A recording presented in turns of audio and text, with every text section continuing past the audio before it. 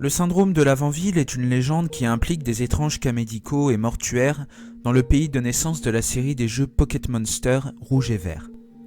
Bien que l'événement soit resté secret à cause des lois de divulgation pour les entreprises basées à Kyoto, il y a une grande quantité d'informations qui ont été mises en lumière par un nombre précis d'individus, incluant Seki Ushitada, Ise Mitsutomo et Satu Harue. Cette analyse parlera des autres phénomènes que l'on confond souvent avec le syndrome de l'Avant-Ville, le sprite de la main blanche, l'animation du ghost et le sprite de l'enterré vivant, ainsi que les notes des développeurs insérées dans le jeu qui auraient rapport avec ça, et comment procéder à l'affichage de ces easter eggs dans les premières vagues de cartouches. Le premier cas du syndrome et des événements associés ont été rapportés quelques mois après la sortie de Pocket Monster rouge et vert pour la console portable Game Boy. Ces jeux sont devenus très populaires pour les enfants âgés de 7 à 12 ans, ce qui est l'une des raisons pour laquelle le syndrome de l'Avant-Ville a eu le degré de sévérité qu'on lui connaît.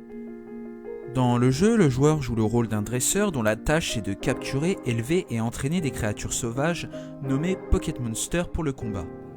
Ces jeux et les deux suites qui suivront, Pocket Monster Or et Argent, un animé, un manga, des figurines, un jeu de cartes à collectionner et les jeux sur console de salon a conduit Pocket Monster à devenir une franchise multimilliardaire.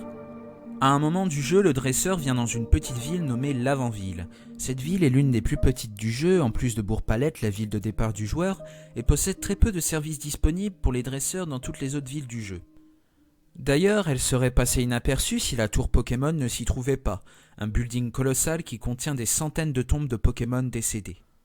Une théorie dit qu'à cause de cet endroit dans le jeu, au moins 200 enfants ont perdu la vie et beaucoup plus ont été affectés ou sont tombés malades, sans compter les autres cas de ce genre qui n'ont pas été répertoriés. Ce ne fut pas avant printemps-été 1996 que ces cas furent éventuellement liés au syndrome de l'Avant-Ville. Le tout premier cas de connaissance des effets du syndrome que l'auteur a pu trouver vient d'un rapport interne fait en juin 1996 par la compagnie Game Freak Incorporation, dirigée par un de ses employés, M. Satu Harue. Dedans, un employé a donné une liste de noms, dates et symptômes, enregistrements d'enfants entre 7 et 12 ans qui ont souffert de divers problèmes médicaux après avoir joué à Pocket Monster rouge et vert. Certaines de ces données sont ci-dessous avec la liste complète dans l'appendice A. Notez que les entrées dans l'appendice incluent également les symptômes non nés de l'Avant-Ville, un phénomène audio, mais du sprite de la main blanche, l'animation du ghost et le sprite de l'enterré vivant. Tous ces symptômes visuels ont été détectés avec des similitudes. 12 avril 1996, 11 ans.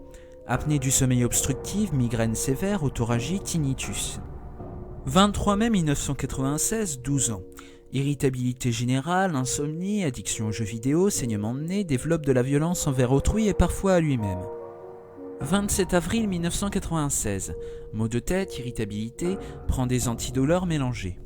4 mars 1996, migraine, lenteur et fatigue permanente, perte d'attention, a développé une surdité et a disparu. Corps retrouvé au bord d'une route le 20 avril 1996. Ce document interne montre que ces incidents étaient connectés au jeu Pocket Monster. Jusque-là, la cause n'a pas encore été découverte ou diagnostiquée par les professionnels de la médecine. De plus, il est incertain que les entreprises elles-mêmes aient compris d'elles-mêmes que les cas étaient liés au jeu sans avoir consulté les services de santé. Le symptôme prédominant nommé syndrome de l'Avant-Ville inclut maux de tête et migraine, saignement des yeux et des oreilles, changement d'humeur et irritabilité, addiction aux jeux vidéo, violence spontanée, réclusion et perte d'attention, et dans 67% des cas, tendance suicidaire. Cependant, ces symptômes se manifestent sur les enfants entre 7 et 12 ans qui ont atteint la zone de l'Avant-Ville. La plupart ont avoué avoir porté des écouteurs en jouant au jeu. Les développeurs de l'Avant-Ville voulaient au départ faire une zone qui laisse une impression différente aux joueurs d'après Seki Ushitada, membre de l'équipe de développement. Seki dit qu'au moment du développement, plusieurs développeurs voulaient faire de l'Avant-Ville un coin différent du reste du jeu. La tour Pokémon en est un résultat visible, nous dit Seki dans une interview tôt dans l'année. Cela est le fait que l'Avant-Ville soit différente des autres villes. Elle est plus petite, a moins de résidents, n'a pas d'arène et de champions et bien sûr, la musique est très étrange. En fait, dans la première version du jeu, on nous a demandé de changer légèrement la musique de fond de la ville, parce que ça pourrait ennuyer les enfants. La musique utilisée au final est différente. Seki ne savait rien de l'impact de la musique de l'Avant-Ville ou bien il modérait ses paroles quand il disait combien les enfants pourraient être ennuyés. Rien de plus à propos de la musique, mais il y a d'autres mentions macabres sur l'Avant-Ville. Ce que Seki a oublié de mentionner dans Games Dimension Magazine était que la musique utilisée dans la première production de Pokémon Rouge et Vert formulait une expérimentation sur les binaural beats, utilisant différentes fréquences de son, chaque fréquence jouée pour une oreille à la fois par les écouteurs.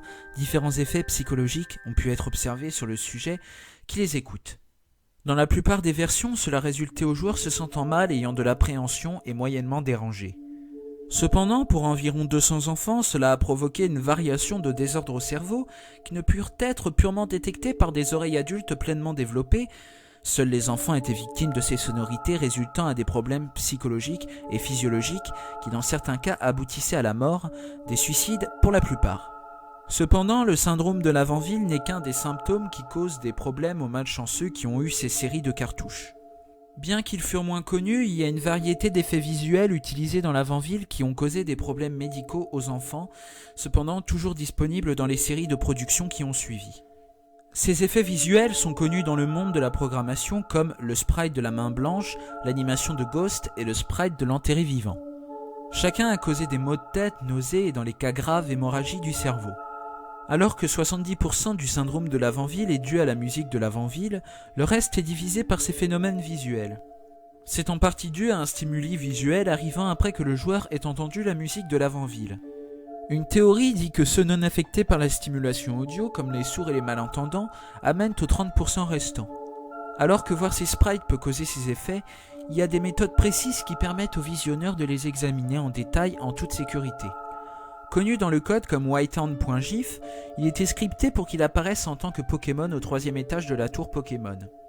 Il est divisé en 4 animations séparées, une introduction, une fixe et 2 attaques. Ces attaques sont inconnues, n'étant nommées que point et brutal.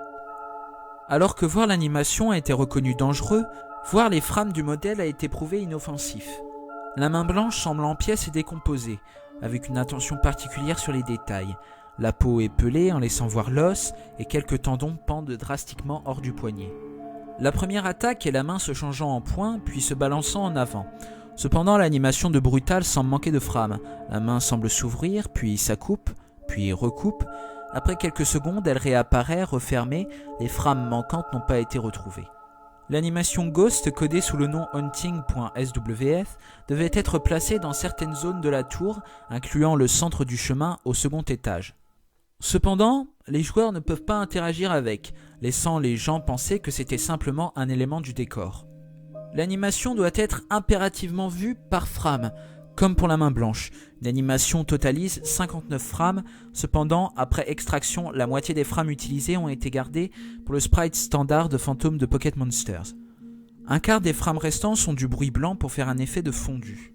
Mais interespacé dans le bruit blanc, il y a certaines frames de visages hurlants avec des images d'un squelette encapuchonné, probablement le spectre de la mort, et quelques cadavres. Leurs significations sont inconnues. D'un autre côté, le directeur de la programmation, Hisashi Sokabe, nous a certifié n'avoir aucune connaissance sur la provenance de ces images. De tous les phénomènes associés au syndrome de l'avant-ville, cette animation a le plus de spéculation. Dans la thèse Video Game and the Manipulation of the Human Mind, le Dr Jackson Turner affirme que ces images ont été placées là exprès. Dû au bref moment de passage à l'écran et la nature graphique des images, Turner théorise qu'elles étaient là pour subliminalement influencer les joueurs pour être plus effrayés par l'ambiance dérangeante de la zone. Souvent référencé sous le nom de The Buryman Script, l'enterré vivant est trouvé dans l'histoire finale de la tour Pokémon, mais qui est aujourd'hui remplacé par l'ossature fantôme. D'après les scripts qui y sont assignés, le script de l'enterré vivant devait être le boss de la tour. Une fois atteint le sommet, la conversation suivante prend place. Enterré vivant, tu es là, je suis piégé, et je suis seul, tellement seul. Veux-tu me rejoindre ? Après, le combat commence. Une fois en mode bataille, l'enterré vivant est apparemment un cadavre humain décomposé essayant de ramper au sol. Il avait été programmé pour avoir 2 mains blanches, un ectoplasma et un gros tas de morve. Étrangement, un protocole pour les actions de l'enterré vivant après sa défaite n'ont pas été écrits. Dans le cas où le joueur le vainc, le jeu plante. Cependant, une fin spécifique a été écrite par un programmateur inconnu dans le cas où le joueur perd le combat. Dans ce cas, l'enterré vivant dit « Enfin de la viande fraîche », suivi par des lignes de texte incompréhensibles. Ensuite, il tire le joueur à l'intérieur de sa tombe et la scène finit par un typique game over, mais en arrière-plan, une image de l'enterré vivant dévorant le joueur est visible. Encore plus étranges sont les protocoles ouverts après cette scène. La cartouche télécharge cette image dans la petite mémoire interne de la console Game Boy, remplaçant l'habituel Nintendo qui s'affiche lorsque l'on démarre l'appareil.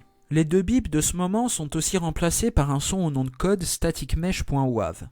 L'intention de cet effet, contrairement au facteur amenant au syndrome de l'avant-ville, est inconnue.